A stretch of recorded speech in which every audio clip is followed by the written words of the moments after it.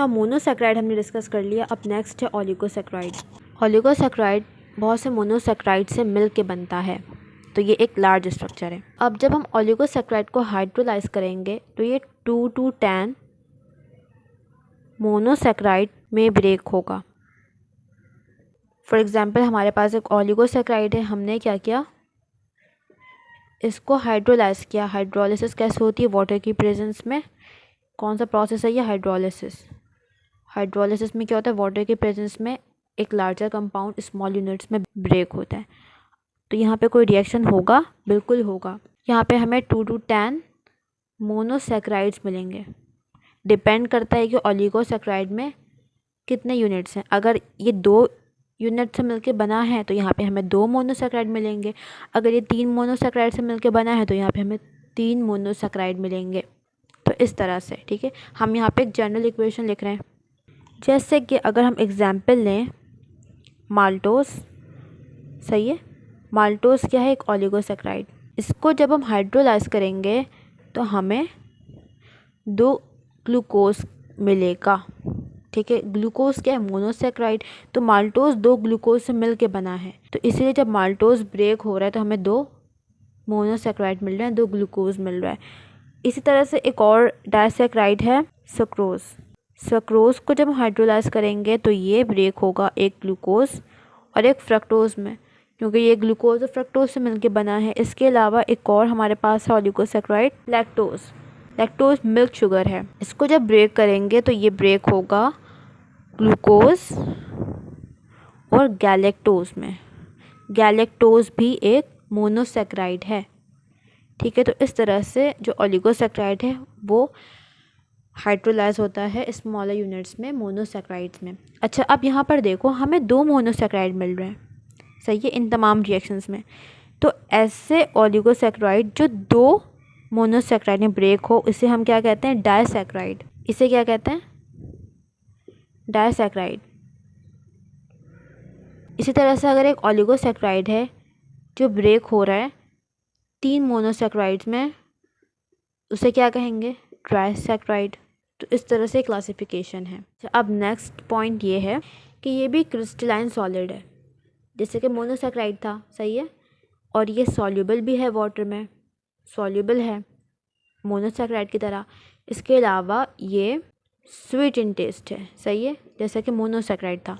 Crystalline solid का मतलब अगर किसी को समझ में नहीं आ रहा है तो इसका मतलब है कि जो मोनोसेक्राइड है या फिर ओलिगोसेक्राइड है, उसका जो स्ट्रक्चर है वो कैसा होगा? एक ख़ास ज्योमेट्रिकल शेप होगी उसकी, ठीक है। जैसे कि ट्राइगोनल, हेक्सागोनल, उसके जो क्रिस्टल्स हैं उनकी एक स्पेसिफिक ज्योमेट्रिकल शेप होगी।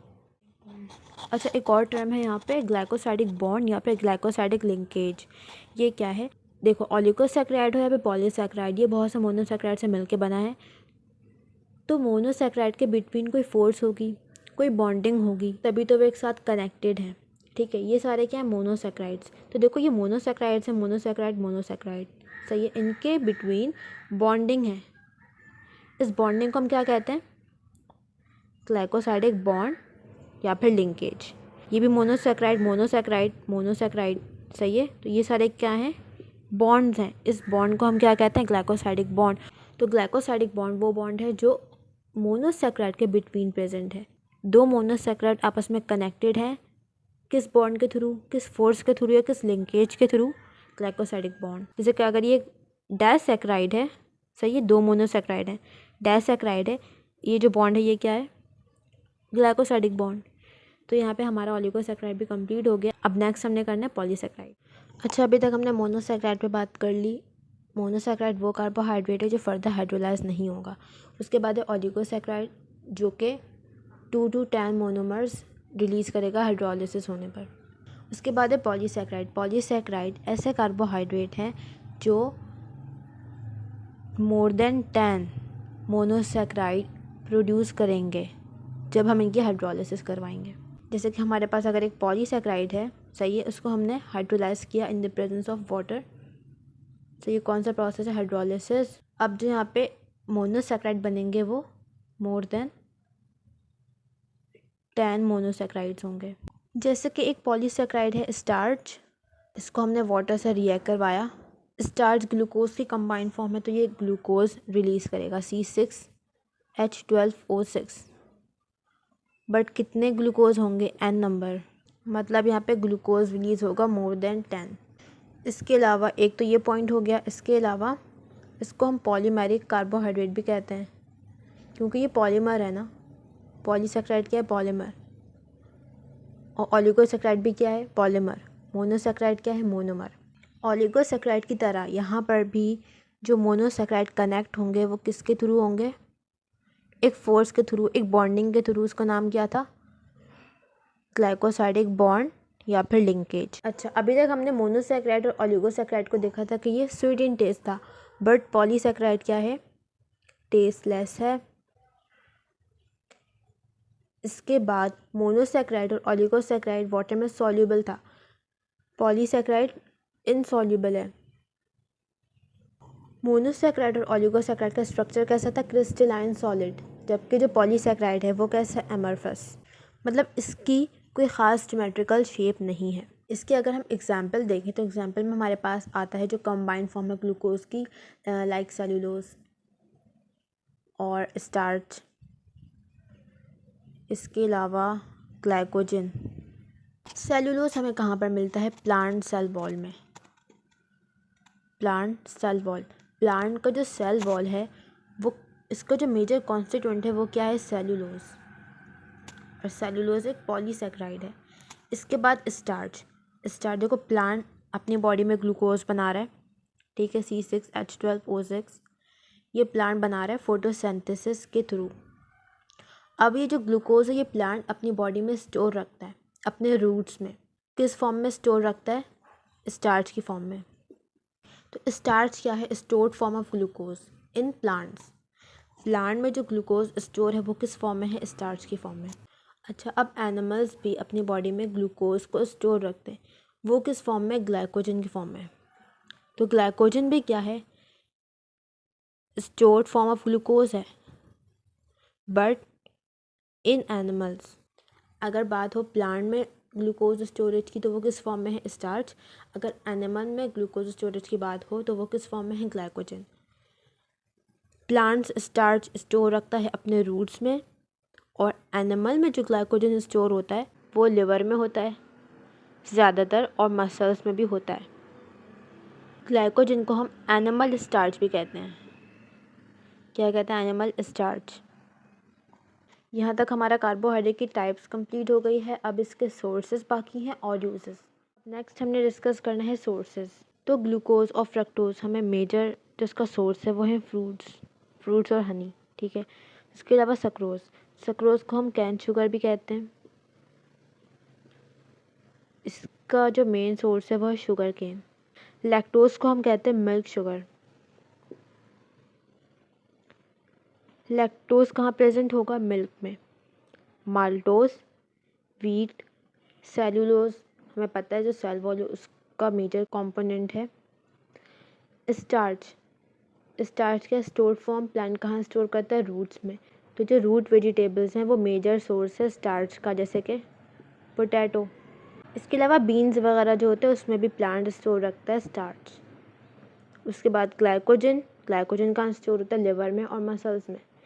तो ये कुछ कार्बोहाइड्रेट की एग्जाम्पल थी और उनकी सोर्सेज।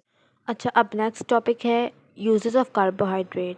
फर्स्ट पॉइंट है एनर्जी सोर्स। कार्बोहाइड्रेट हमने पहले भी बात की, इंस्टेंट सोर्स है एनर्जी का। हमारी बॉडी को जो भी एनर्जी की रिक्वायरमेंट है वो कौन प्रोवाइड करता है, सबसे पहले कार्बोहाइड्रेट। हमारी बॉडी में कार्बोहाइड्रेट स्टोर्ड होता है, जैसे हमारी बॉडी को नीड होती है एनर्जी की, वो स्टोर्ड फॉर्म कार्बोहाइड्रेट की ब्रेकडाउन होती है और एनर्जी प्रोवाइड करती है। स्टोरेज, प्लांट में या फिर एनिमल बॉडी में जो एनर्जी स्टोर्ड है वो भी किस फॉर्म में, कार्बोहाइड्रेट। जब भी नीड होगी ब्रेक हो जाएगा और एनर्जी प्रोवाइड करेगा। इसके बाद है maintain structure of plant. Carbohydrate plant का स्ट्रक्चर मेंटेन करता है, कैसे करता है, सेल्यूलोज क्या बनाता है, सेल वॉल। और हमें पता है सेल वॉल एक रिजिड स्ट्रक्चर है, एक नॉन लिविंग स्ट्रक्चर है। सेल वॉल क्या करता है, प्लांट सेल का जो शेप है वो मेंटेन करके रखता है, सही है। जब प्लांट का सेल उसका शेप मेंटेन रहेगा तो ओवरऑल प्लांट का शेप मेंटेन रहेगा। इसी तरह से जो सेल वॉल है वो प्लांट का जो स्ट्रक्चर है वो मेंटेन करता है। और सेल वॉल किससे बना है? सेल्यूलोज से। सेल्यूलोज क्या है? एक कार्बोहाइड्रेट। तो इस तरह कार्बोहाइड्रेट प्लांट का स्ट्रक्चर मेंटेन करने में भी हेल्प कर रहा है। उसके बाद carbohydrate fibre help to decrease cholesterol और कार्बोहाइड्रेट फाइबर प्रोमोट पेरिस्टालसिस। इसको समझते हैं। देखो, प्लांट को animal as a food use कर रहा है। प्लांट में क्या है? सेल्यूलोज। ये जो सेल्यूलोज है ये ह्यूमन में डाइजेस्ट नहीं होता। क्यों नहीं होता? क्योंकि सेल्यूलोज को डाइजेस्ट करने के लिए एक एंजाइम चाहिए, सेल्यूलेज। यह एंजाइम ह्यूमंस में नहीं है, तो इसकी एब्सेंस की वजह से जो सेल्यूलोज है ये ह्यूमन बॉडी में डाइजेस्ट नहीं होता, एब्जॉर्ब नहीं होगा और ये इसी तरह से फिर एलिमिनेट होता है बॉडी से। तो कोई ये स्मॉल इंटेस्टाइन है, यहाँ पर जो भी फूड है डाइजेस्टेड वो आ रहा है। फॉर एग्जांपल ये कोलेस्ट्रॉल के मॉलिक्यूल्स हैं और यहाँ पे ये सेल्यूलोज के फाइबर्स हैं। ये क्या करता है? इस कोलेस्ट्रॉल से बाइंड हो जाता है और इसकी एब्जॉर्प्शन नहीं होने देता। ये फाइबर से बाइंड हो गए। अब ये क्या करेगा? इस कोलेस्ट्रॉल की एब्जॉर्प्शन नहीं होने देगा। जब ये कोलेस्ट्रॉल हमारी बॉडी में एब्जॉर्ब नहीं होगा तो फिर बॉडी में कोलेस्ट्रॉल कम हो जाएगा। तो इस तरह जो कार्बोहाइड्रेट के फाइबर्स हैं वो हेल्प करते हैं कोलेस्ट्रॉल को रिड्यूस करने में। अच्छा, अब ये सेल्यूलोज डाइजेस्ट नहीं हो रहा तो ये पेरिस्टालसिस को प्रमोट करता है। पेरिस्टालसिस मतलब जो मूवमेंट होती है डाइजेस्टिव सिस्टम की, इसकी वजह से जो फूड है वो आगे पास होता है। सेल्यूलोज प्रमोट करता है पेरिस्टालसिस को और ये फिर कॉन्स्टिपेशन को रिड्यूस करता है। सही है, कम करता है कॉन्स्टिपेशन को। इसके बाद जो कार्बोहाइड्रेट है वो और दूसरे बायोमॉलिक्यूल के साथ कंबाइंड स्टेट में भी होता है लिविंग बॉडी में, जैसे कि ग्लाइकोप्रोटीन। मतलब कार्बोहाइड्रेट जब प्रोटीन के साथ कंबाइन हो जाता है तो क्या बनता है? ग्लाइकोप्रोटीन। इसी तरह से जब कार्बोहाइड्रेट लिपिड के साथ कंबाइन होगा तो क्या बनेगा? ग्लाइकोलिपिड। और ये ग्लाइकोप्रोटीन और ग्लाइकोलिपिड दोनों ही लिविंग ऑर्गेनिज्म की बॉडी में प्रेजेंट होते हैं और उनके अपने पे डिफरेंट फंक्शंस हैं। अच्छा, अब जो सक्रोज है ये डिफरेंट जैम्स, जेली, फ्रूट जो कैंड फ्रूट हैं या फिर कंडेंस मिल्क वो बनाने में यूज़ होता है। उसके अलावा स्टार्च पेपर इंडस्ट्री में, इथेनॉल बनाने में और लॉन्ड्रीज वगैरह में यूज़ होता है। तो ये कुछ यूजेस थे कार्बोहाइड्रेट के। यहाँ पे कार्बोहाइड्रेट का टॉपिक कंप्लीट हो गया। अब नेक्स्ट हमने करना है प्रोटीन्स।